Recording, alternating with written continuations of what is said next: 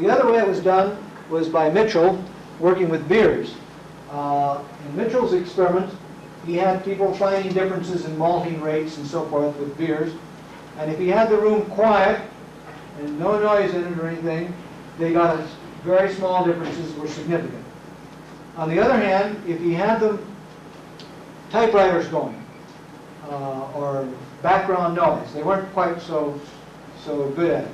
Or if unexpected noises occur, somebody drops a hammer on the floor or pushes a glass off the table or something, that also threw them off, and they would not find significant differences until they were much greater, somewhat greater.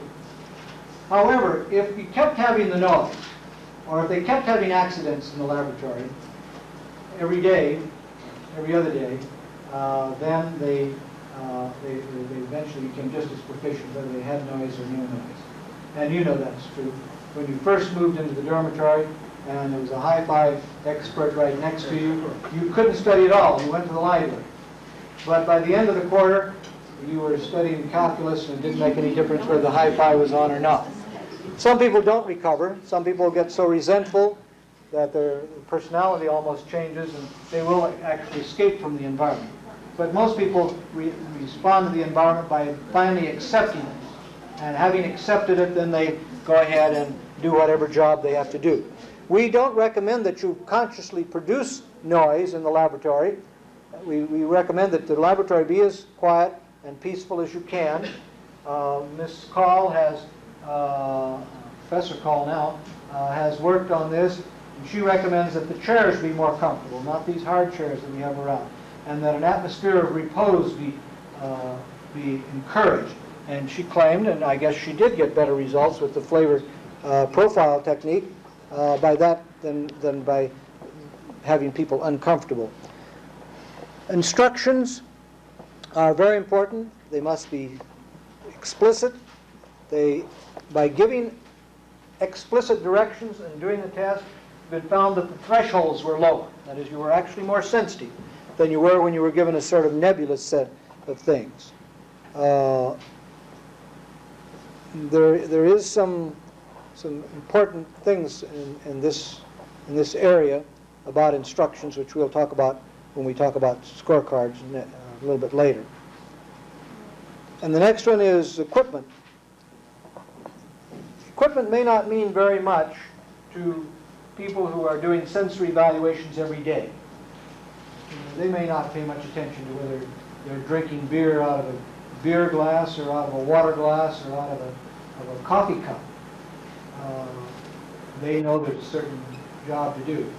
But you give a home test, a consumer test on beer, and they drink one beer out of a coffee cup, and because you don't have enough beer cups, the other person gets a beer glass, and you'll find that people that are drinking the beer out of the coffee cups will give lower scores than they will out of the beer glasses, because beer should be served in their minds out of a beer glass. There is a proximity error, I suppose, there, or some sort of stimulus error, that the beer out of a beer glass tastes better, even though it actually is no different than it is out of a coffee cup. It's the same beer, comes out of the same bottle, they're washed the same way. Maybe they're judging, maybe the other part of the error there is that one you can see through it and the other one you can't see through it. That may induce part of the error. But it's an error just the same. It's a stimulus error coming from the equipment used, not being uniform, and it may or may not be important. Or, as we'll show you later, the way that the foods are actually served. Serve them, if you want to get a bad result on your beef stew, just don't wash the plates and put it on dirty plates. And you'll watch your panel disappear, one, and two, you'll see that the results will always be lower than they should be. So nice, clean plates, the food properly served on them and so forth, can also help prevent this error. And the final thing, which is actually number 16 now on the list, is experience. It's especially true for quality.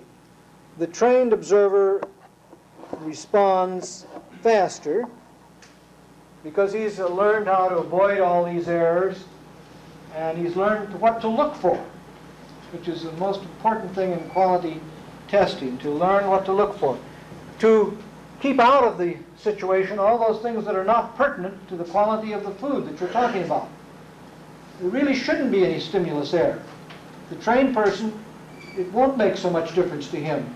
I told you it was a consumer situation. I was talking about that that coffee cup.